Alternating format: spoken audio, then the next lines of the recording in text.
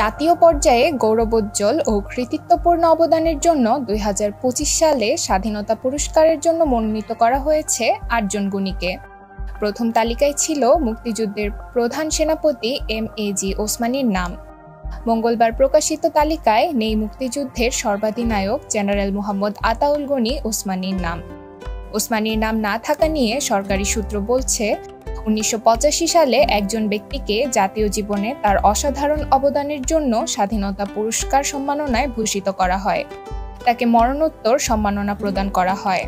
সেই ব্যক্তি হলেন মুক্তিযুদ্ধের সর্বাধিনায়ক জেনারেল মোহাম্মদ আতাউল গনি ওসমানী। এবার স্বাধীনতা পুরস্কারের প্রথম তালিকায় ভুল করে তার নাম এসেছিল। এজন্য প্রজ্ঞাপন থেকে বাদ পড়েছে মুক্তিযুদ্ধের সর্বাধিনায়ক ওসমানীর নাম।